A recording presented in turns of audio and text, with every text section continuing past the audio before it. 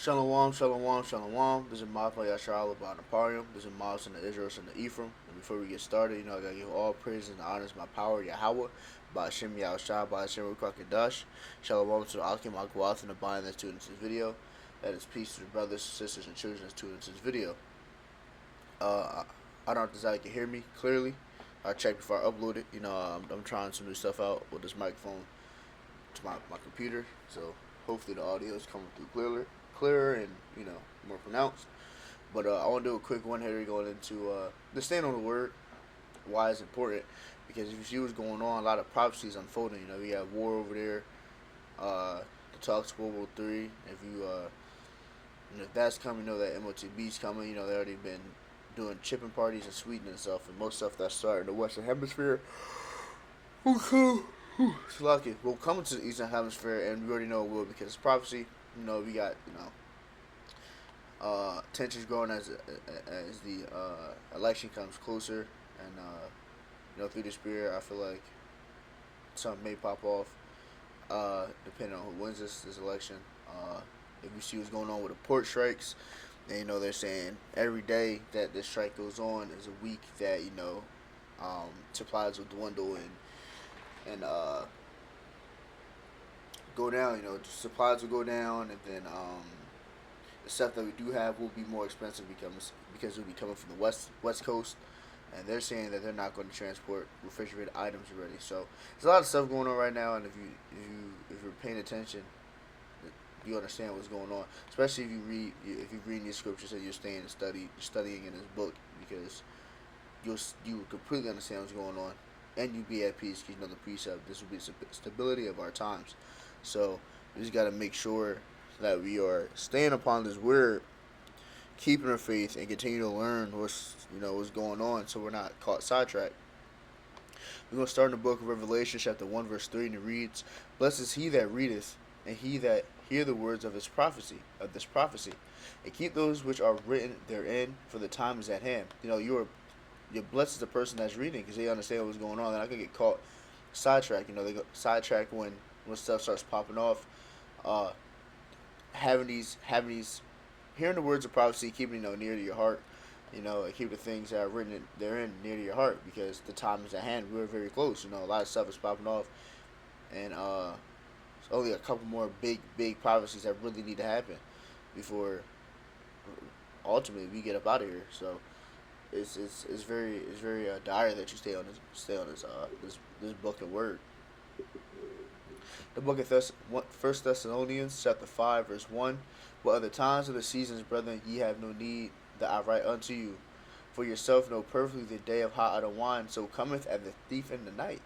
So, now, granted, reading and staying on His word will not tell you the day and the time that hot and wine Yahweh Yahushua is returning, but you'll be able to have indicators of okay, this prophecy just popped off, this prophecy will pop off, this prophecy just popped off. We must be close. Now, granted, like I said, you do not have exact time and date of when they will be Yahweh Yahushua will be returning. Just because you read, but you will have somewhat idea, and you'll have that oil built up.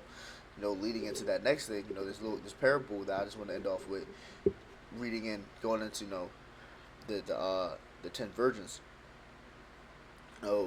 Keep that oil built up, so when the Lord does return, you're not caught sidetracked, and and your deeds, your works are sufficient. Giving yourself a fighting chance. Because if you're not in this word, you don't know what's going on. Your works probably not. You probably not doing what you're supposed to be doing. It's all cohesive, man. And not doing one thing will typically be collateral damage. It's a book in Matthew, chapter 25, verse 1. "Then shall the kingdom of heaven be likened unto 10 virgins, which took their lamps and went forth to meet the bridegroom. The 5 of them were wise, and the 5 of them were foolish. They that were foolish took the lamps, and took no oil with them. But the wise took oil in the vessels with their lamps." It's a book of Matthew, chapter 24, verse 5. "While the bridegroom tarried, they all slumbered and slept. So the five that had that oil, they had that oil. They got this faith. They some obviously like not everyone is called to teach, but they're called to teaching. They're staying on this word. This word is in their heart. The people that ain't got no oil, they're not. They're doing they're doing opposite of what the people oil will be doing. If they were called to teach, not and they're not teaching, or they're not staying on this word. They don't got faith. They don't got that oil. We're going to see why that's important later. So, book of Matthew, chapter 25, verse 6, and it reads, And at midnight there was a cry made, Behold, the bridegroom cometh, go ye out to meet him. Then all those virgins arose and trimmed their lamps. The foolish said unto the wise, Give us of your oil, for our for our lamps had gone out. That light that they had, the light has gone out. They got no oil. But the wise answered, saying, No, so lest there not be enough for us and you, but go ye rather to them that sell and buy for yourselves. And while they went to buy, the bridegroom came, and they were ready. They were ready. Went in with him to the marriage, and the door was shut. So basically saying, like, you get caught off guard, and you're not ready. You don't got your oil. You're not built up, or whatever your lot may be. No matter what your lot is, the basic understanding is that you should be staying on this word and having faith in the Lord.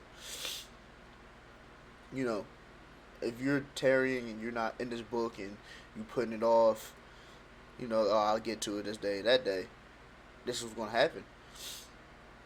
One, you're going to be caught off with these prophecies. You're going to be bugged out when all this stuff is going on because you don't know what's going on and you're sidetracked and you didn't know that you're going to be famished. You didn't know that it's possible, it's going to be, it's going to be perdition in the streets. You didn't know that. It's like not possible there will be perdition in the streets. Again, that's what it says in the Bible. You'll be sidetracked, and then you'll also be sidetracked when the Lord come back. So sidetracked, the Lord come back, and you won't be ready, and you're gonna miss out on that marriage feast. You miss out on that marriage feast. That just means you about to get burnt up. But I just wanted to go over 3 quick things, going over why it's important to be stayed on His word. Adarat Tazah, this is edifying, and He was able to give you some peace.